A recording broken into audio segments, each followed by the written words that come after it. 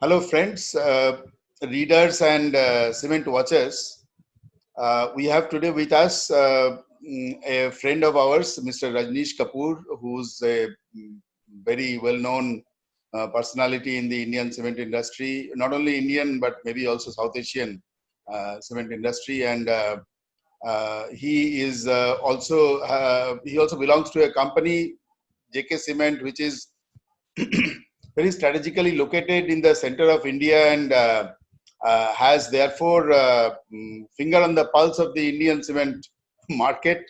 And we are lucky to have him today with us to give our viewers and readers a sense of what's happening at this kind of turning point in the economy, in the cement sector and in the economy as such. So, and for by way of formal introductions, Mr. Rajneesh Kapoor is a business head of Grey Cement in JK Cement. Uh, we are thankful to you that you are able to be here today and join us today, Rajneesh. Thank you. Well, thanks, Sumit.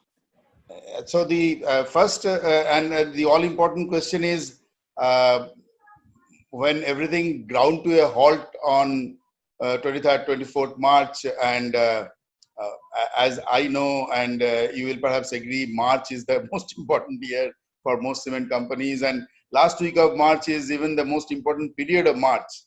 So that must have had taken a toll on the last year's numbers and last quarter's numbers for you, right?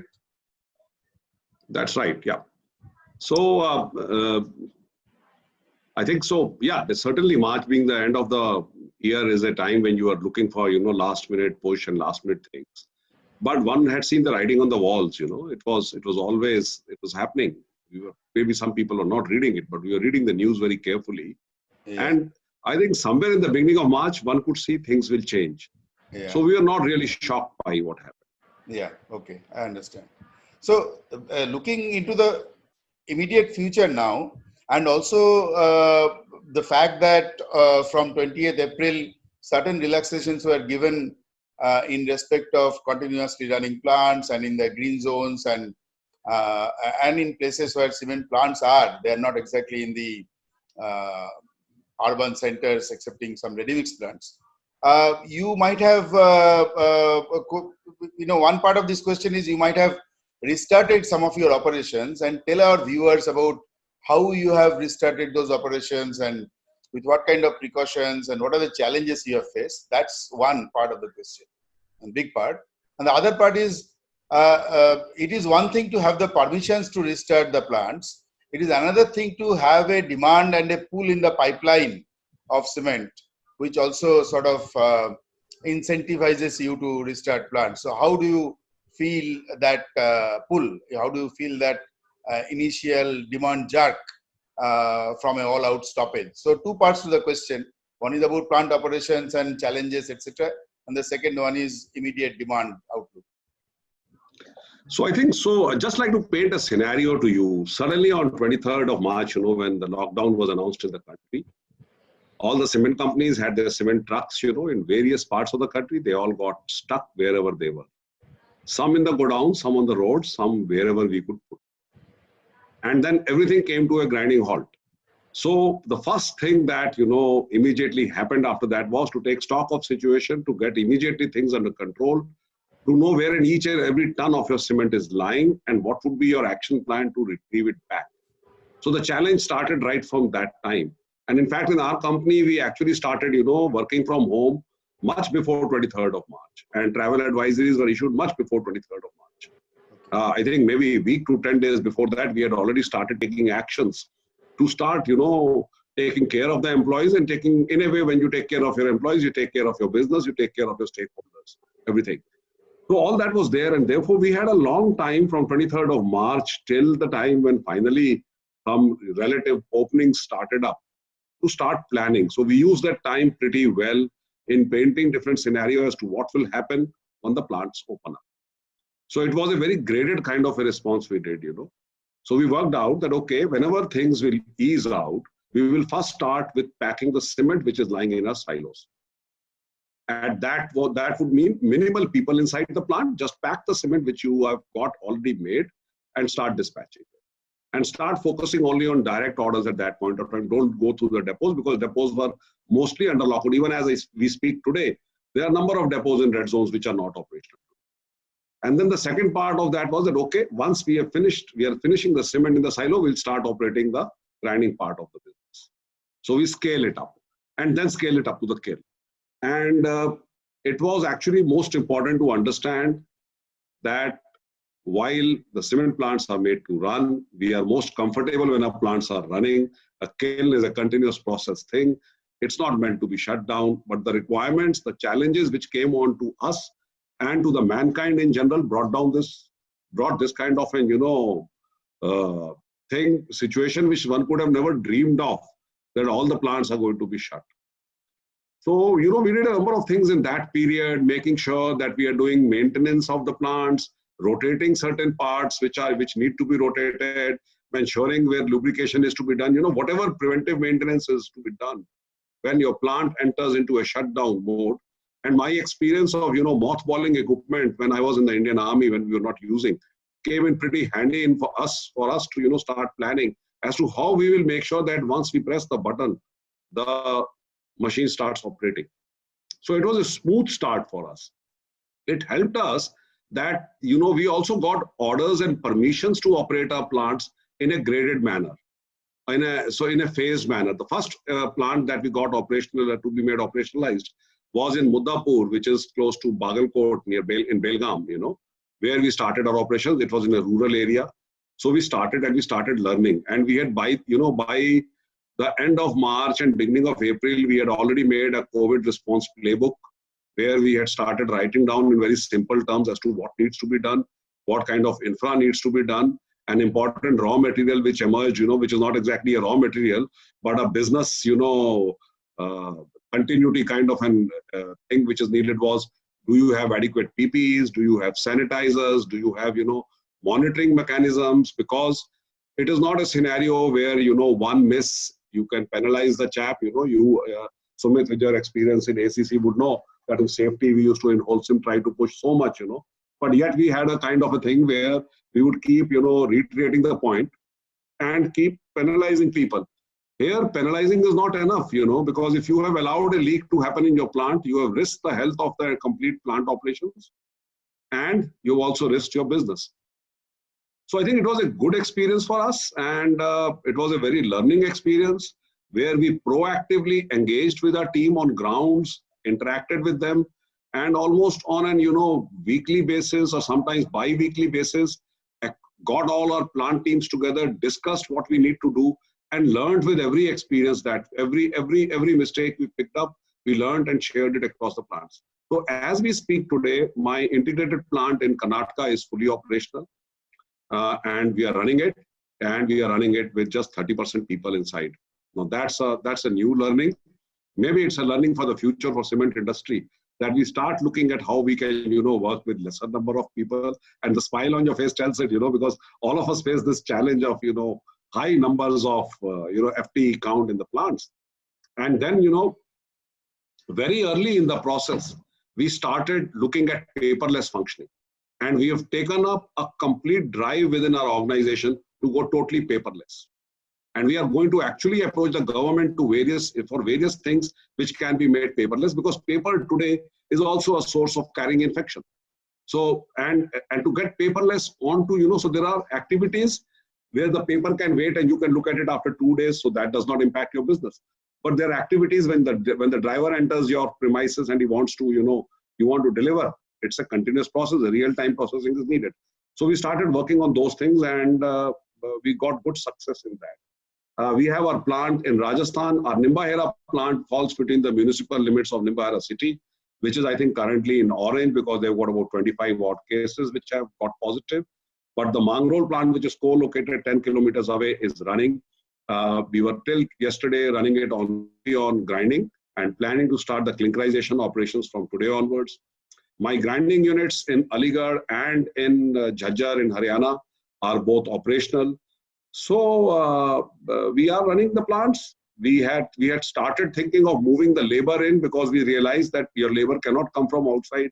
So we started creating hutments. We started, vacating some of the some of the buildings where some offices were there, which we thought we couldn't, we might not use in the beginning.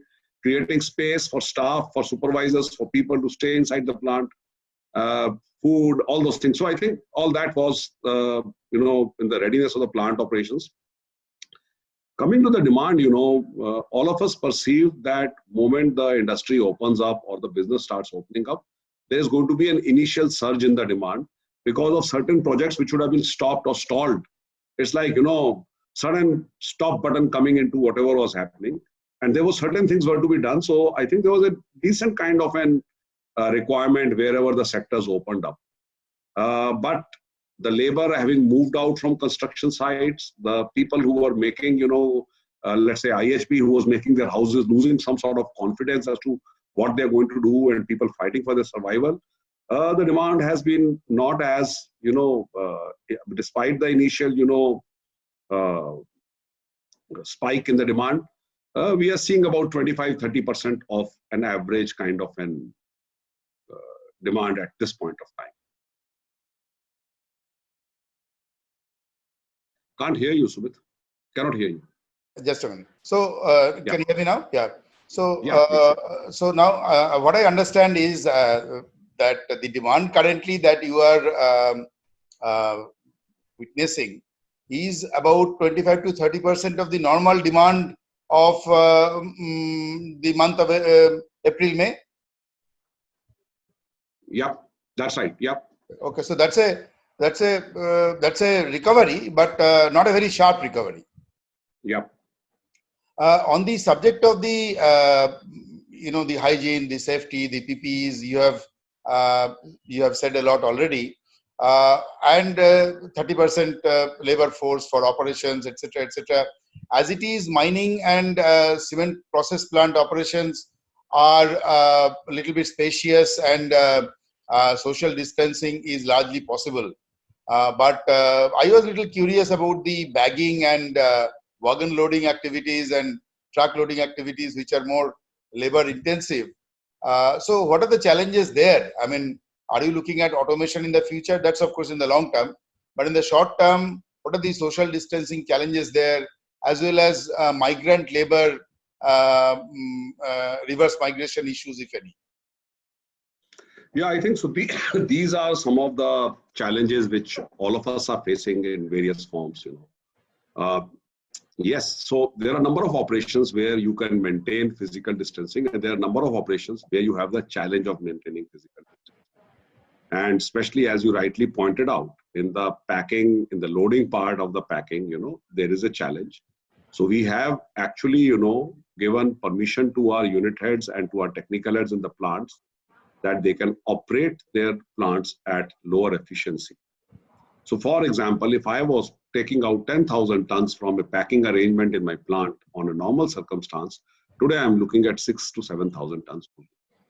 So that gives us, we are not speeding up. So we are not looking at efficiency just from the pure terms of efficiency of the equipment output. Here also the efficiency, which is very importantly being seen, is the efficiency of the coronavirus precautions that we are taking. And because we know that a slip up on this, while we may get 2,000 tons more on a particular day, if we, forego all these kind of precautions that need to be taken, or a way of life that needs to be followed, but it can actually bring the whole plant to a grinding halt if we somewhere, miss out on that. So the first point was to give an assurance to people, and my assurance to my team is that irrespective of the pressure that they get on performance, on delivery, on pressure of demand or whatever, they are not going to violate the first principle, which is to make sure everybody works safely. That order transcends my order, that order transcends anybody's order in my company, and people have got clear directions that they have to, first follow the norms of safety, and then we will do business. So I think that is just about all, because there will be a need for people to get a slightly closer to each other, especially in packing operations, but it can be done safely, wearing right PPE, making sure that the vehicles are sanitized. We were the first to install the sanitizing thing for people who walk inside, and then we realized that there were guidelines which said that you can't do it. So we immediately adapted those to, sanitize our vehicles which come in. And so today we sanitize the vehicles which move in through an automated thing. The drivers stay inside the vehicle when they come inside. We take care of their needs in terms of food or anything. I think we have to look at it from a very humane angle for migrant labor. I sometimes, the empathy is very important. Put yourself in the shoes of a migrant labor who's 1,500 kilometers away from his house, who knows that the world is facing a virus which does not, respect class barriers. It is across. It can happen to anybody. And if something happens to him, he won't even see the face of his house and family. So we have taken a very humane approach to people going back, because if they are going to go back, they will go back. But we are telling them the benefits of what will happen if they stay with us. We are taking care of their insurance. We are taking care of their basic hygiene and other things, and the challenges that they face when they reach their home station, where they might be quarantined again, and those kind of things. But we have in our plants very clearly told people that if you have to go systematically. Just don't go on the roads and then starve to death. We will organize permission from government authorities and you can go. So I think that is an important message. Empathy with the workforce is very important, because whatever, all of us may say, ultimately it's the last rung which is actually running the business. And we see in construction sites, we see in loading sites, we see in the plants, these kind of challenges. So I think there is no one prescription. In my different plants, different kind of challenges come up and we apply different medicine in different plants. Importantly, I think strong business sense with empathy to people, I think, is something which will lead the way, and a guiding rule that there will be no compromise on any violation. No violation will be allowed. We have real-time monitoring set. We have, since we are only working with 30% people, we've got people now, monitoring on real-time basis through cameras and digital means, which are so advanced now, and real-time giving a message if they find any violation at the gate in terms of temperature measurement or in terms of, hand washing and things like that. Yeah, great. You have talked about a few things which are probably going to be the new normal in a post-COVID-19 scenario. For example, you have this interesting initiative of trying to go more and more towards a paperless office, which is very interesting and important at the same time for, if we assume that the infection is going to be there with us for some time. And these kind of precautions are going to be very important. And also what you talked about the relaxation of the efficiency norms, etc., in the crowded places like bagging and loading, etc. Nice, thanks. I want to ask you now about cash flows.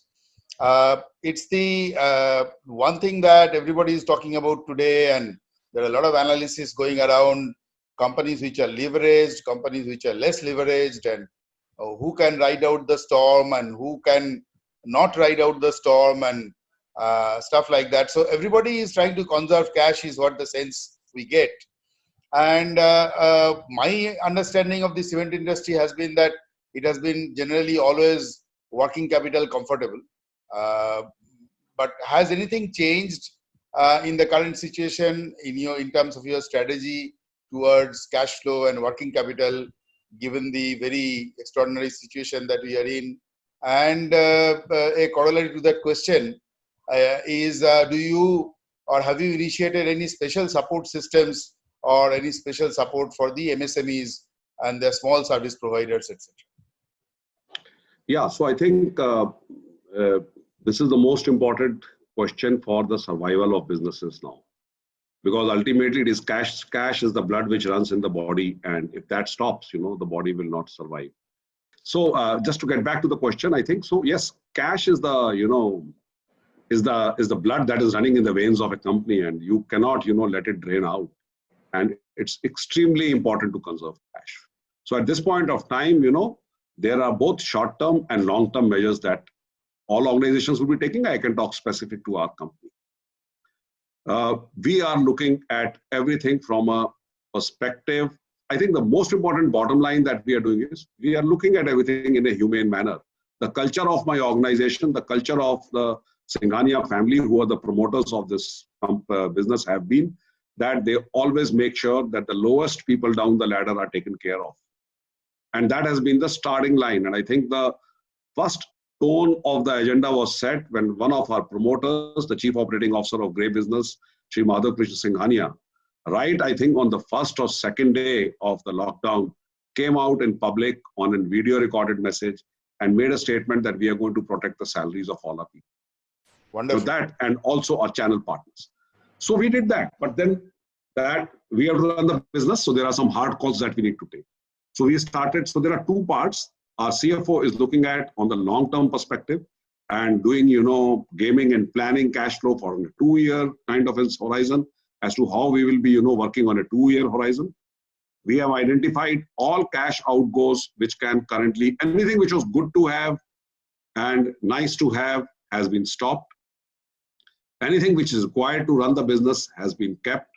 We have started looking at all our off structures afresh. So there are two angles, two things we are doing. One is immediate short term, next 2-3 months.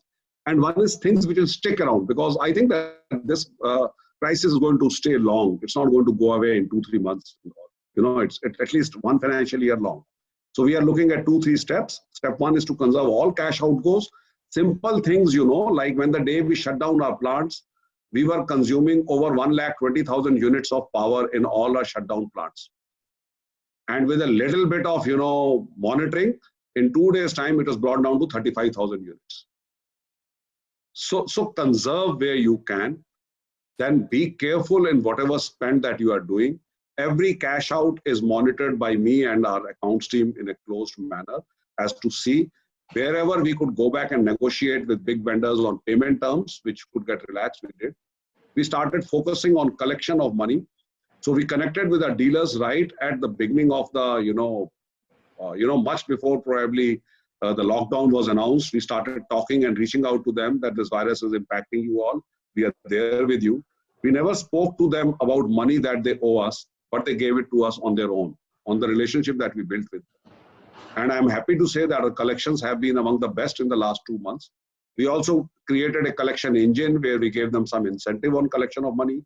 We also tied up, with banks to have dealer financing, because financing of dealers is going to be a big, big challenge in the coming months. The business also has to run, because if the heart is not pumping, the blood is not going to move. So I think the engine is heart has to keep pumping. The demand has to keep coming. Our dealers have to stay healthy to ask for the supply, and we have to give it to them. And we are looking at, Sumit, across the board measures, be it CapEx, be it OpEx, be it, people. On the people front, we are going, it's a sensitive matter. We are also looking, as a company, we donated 1 month's salary to the PM's relief fund. We are now looking at, various certain other measures which will help us, like we delayed our increments by 6 months. Without impacting anything, we said, okay, we'll take a call on increments in the month of October. So such kind of things, I think, and so many. And as I'm saying this, I think there is more that needs to be done. Because as I think I just read today morning, Jack Ma's statement that companies which stay alive in this year are the companies which will fight in the coming year. So we will make sure that everything that we do conserves cash. I think that is a mantra for all companies today. Yeah, thanks. I mean, I'm absolutely sure, 100% sure that you are one of the healthier companies in the country, and you will survive to see not 1 year, but many, many years. Does that mean our discussion about cash conservation, etc. right now, does that mean that all the capex, which includes small and medium capex inside the plants, etc., sometimes for energy conservation projects, sometimes for life enhancement, and sometimes for capacity balancing and augmentation, all those are under hold, or are you continuing with those capexes? So you see, this was fortunately a time, when you start planning your capex cycle for next year. This happened in the month of March. We follow the financial year. So our capex planning budget for the next year was made. I think before the lockdown was announced, we had already reviewed that and identified as to what all other things which are good to have and, nice to have, we stopped them. What are the things which are urgent, which will require our operational efficiency? We have kept them. But we have actually, we are also, at this point of time in the process of commissioning a grinding unit in Gujarat. And we are also in the process of upgrading one of our old kilns in Nimbahera. And in the process of completing certain part of our brownfield expansion in Mangrove.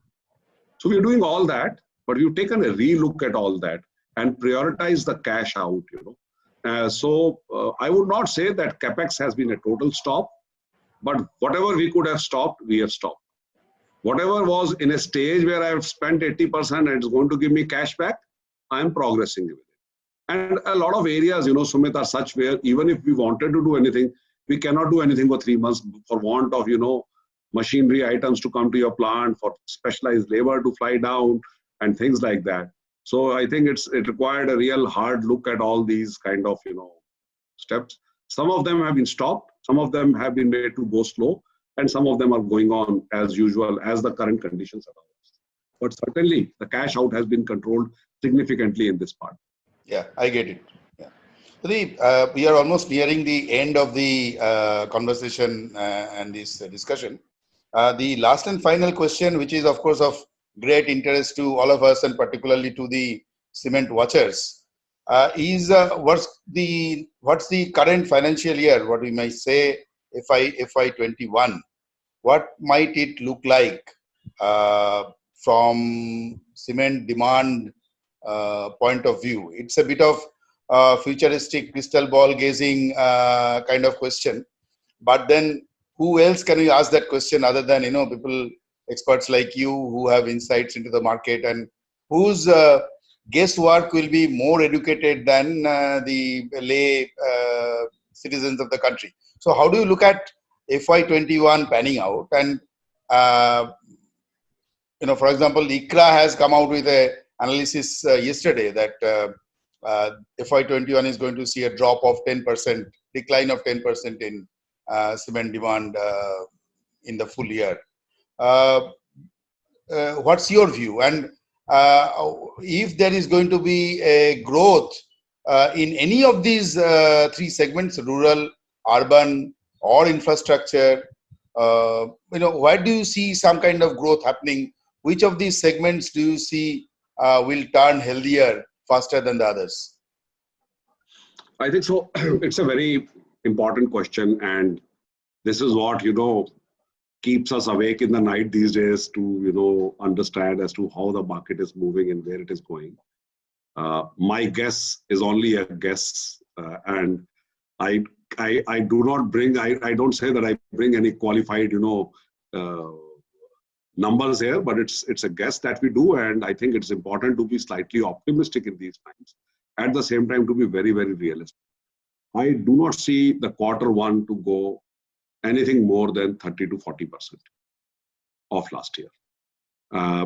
Because I think we are still seeing, you can see how the districts are changing from red to green to orange to, different parts. Somewhere there is a complete lockdown, somewhere it is red.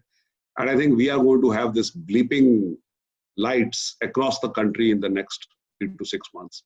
Something will be red today, it may move towards orange, get back to red, get back to green. It will keep happening. And as the inter-district movements open up, it will again be. So I think the Q1, I'm not looking at more than 30%. Lucky, if we are very lucky, close to 40%. Q2, my estimate is between 50 to 60, 50%, 60%, depending.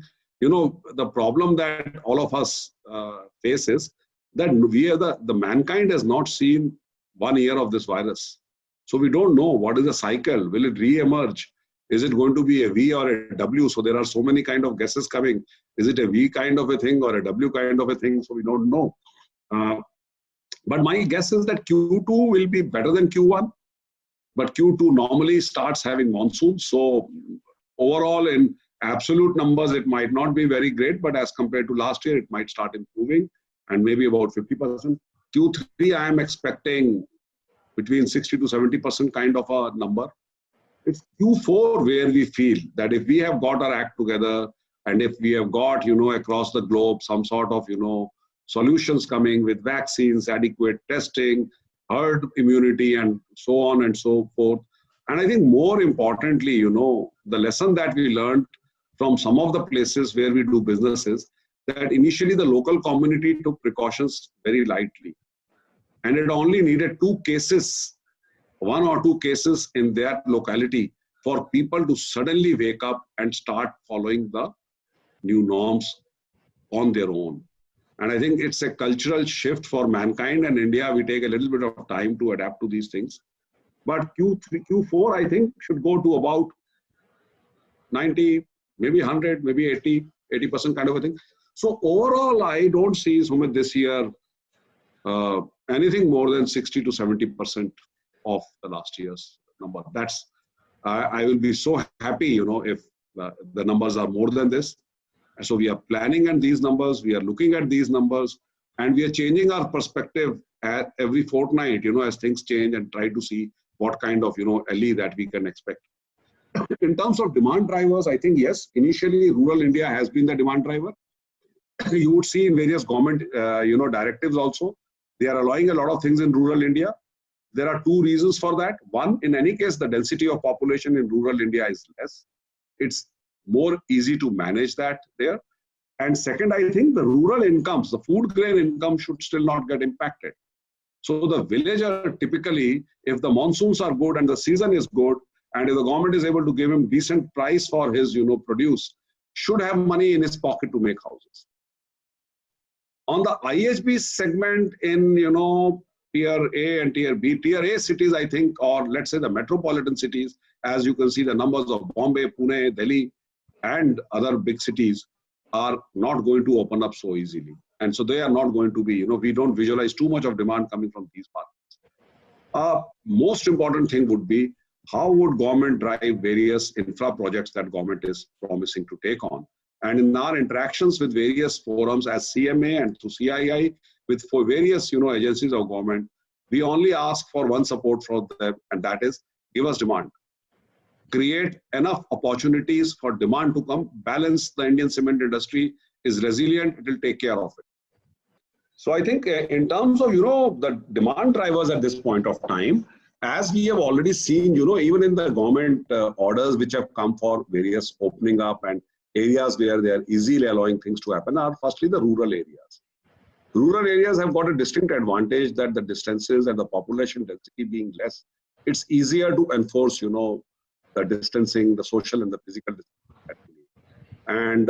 And we have seen that, you know, even at this point of time, the initial cement demand also, a lot of it came from rural areas. The movement of vehicles is easier there. The requirements, you know, are easier. And the other point which I feel which is going to be greatly important is that, you know, in the coming times, the financial health of, let's say, the village and the rural areas is going to be slightly better, because the coronavirus might not have impacted them as much as it would have impacted the urban or semi-urban communities, where the business depends a lot on so many other things, or the earnings depend a lot on so many other things. Agree. So if there is a good, you know, year in terms of monsoons and good crop produce, and people are able to get good price for their produce, I think they will be having that, you know, financial strength to carry on with their work which they are doing. So normal demand in rural should come in. And the other point, extremely important, rural areas are not dependent on migrant labor for their work. You generally have labor from the sites. So that helps you in, you know, keeping the complete cycle closed. An area which we are closely watching is the area how government is going to, you know, give fillip to the demand. And there are a lot of initiatives and plans which have been, you know, disclosed by government, which have been announced, and which are very sure that they are very sincere about it. Those are going to be the, you know, clearly. So whenever we as CMA interact, or we as cement industry interact with government, we only ask and request for one thing: give us the demand, give us, generate construction activities. And cement industry in India is resilient. We are the second largest industry in the world. We have some of the best performance parameters. So I think we would be able to, you know, take care of balance part of it as long as the demand comes. So we are really looking at infra demand in terms of roads and highways, and in terms of such big projects. Metro cities, especially big cities, the big 4 or the big 5, as you call, Delhi, Pune, Hyderabad, and, you know, other places, Mumbai, we are seeing the impact, and we are not looking much growth coming from these places. We are not also expecting many new projects to start, Sumit, at this point of time, because I think the inventory of already finished houses or office spaces which is lying is still available for people to buy. So I think little conservative on that, but the demand driver certainly rural, and then the government spend in infra. Yeah, I mean, I'm sure that taking a cue from your point, I mean, more commercial office space will soon become available because people will continue to work from home, many people at least. Yeah. And commercial space demand is definitely going to see a bit of a write down. No, I think one important learning, Sumit, which has come to all of us is that how we can use, electronic mediums and, work digitally, connect with people, and I think as efficiently as ever. And when we are working from home at this point of time, sometimes we feel that we are better off, traveling 40 minutes to the office and getting 40 minutes from office back. Yeah. Because here it is back to back, you don't need a meeting room available. You don't need to travel anywhere. You can just connect. And I think the way the business is being done is being reshaped. Actually, we have all been hit in the mankind by something which we had never thought of. And it is going to change the way we are going to do. So we were actually contemplating, why do we need to have so many meetings which we used to have earlier? Mm-hmm. Because everything last so many days we are doing this digitally, and everybody is picking it up. So I think, the need to travel and the need to, move out and office space is going to go. Right. So, I mean, just to paraphrase, what you said in answer to this last question, which is quite important. Did you say that quarter by quarter analysis of the prognosis of the cement market for FY21 tells us that, in your view, we might look at a 30% big growth of cement consumption, because you said, it cannot be more than 70% of last year's demand. So 30% degrowth of decline or degrowth of demand in FY21. Is that your assessment? Yeah, that's what I think at this point of time. While one cannot really be very certain about it, no. Yeah. I think it's in the region of 30, maybe 40% also, depending on how it goes. But we are looking at that. So look at it. 1 month is almost lost in this last month of April. Not even 25% of the overall April has gone. So if you look at just that, 8.33% is already vanished. Yeah. Right. So that is already gone. Yeah. And this month, let's say half of it goes. So 12.33. That much demand is already gone. So okay. Can't be recovered, in the coming times. Okay. Yeah. So on a humorous note, maybe some of your urban dealers may be well advised to switch to selling masks and sanitizers. What do you say?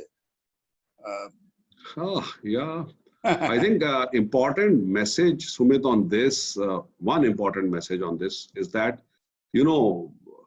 I think masks are very important, and we have all realized that just buying the masks commercially may not be viable.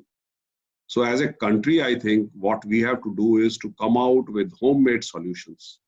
And those solutions are equally effective, if not more effective. And actually, I am encouraging, across my dealer network and my, retail outlets and my depots, people to use masks. And it's not very difficult. You just need a piece of cloth, which at least in India is in abundance. So to use that for mask, I think that is important. And soap and water is also there. I think so. These are there. Yes, people will look for various opportunities. I don't think that cement shops can, really look at that. But yes, on the mask part and, connecting with your depots and making sure that they're also, these kind of. So we have to actually, what we are trying to do in our company is look at end to end and go down to the lowest possible level and see how they can implement, the safety norms. The desire to make them safe and also to make sure that our complete value chain stays safe is very important. Yeah. So I think all the cement companies at this point of time have started making sanitizers in-house. Okay. In our quality labs and other places, because it's not very difficult to make it. Yeah, you need it in abundance. Yeah. And the other point which is very important, which we have taken a call in our companies, whatever infra now we are doing for, in terms of corona precautions, be it hand washing arrangements or sanitizing arrangements and things like that, we are not doing a short term or let it be temperature recording. So we are going for thermal scanners in the gates. We are going for those things which will be technology aided and superior technology, because I think this is going to stay for next 18 months. It might improve, but the precautions will have to stay for a long time. Yeah. Okay. So basically what you are saying is the rules of running factories and rules of running businesses will change, if not forever, at least for the medium term. Yes, absolutely. Yeah. So on that note, somewhat somber and serious and contemplative note, let us conclude our discussion by saying grateful thanks to you for spending your time with us for the benefit of our viewers and readers. Do you want to give anything? Have we missed anything important, or do you want to give any special parting message to the audience, to the readers of? No, I think only one message and nothing very specific. I personally feel that I think we will overcome as a country. We are being led very ably by our government, by the Prime Minister. I think we all feel proud the way India has reacted to the lockdowns. Importantly, I think most important part which is there is that everybody needs to understand that this is a virus which we can all defeat if every one of us takes a call that I am not going to propagate it.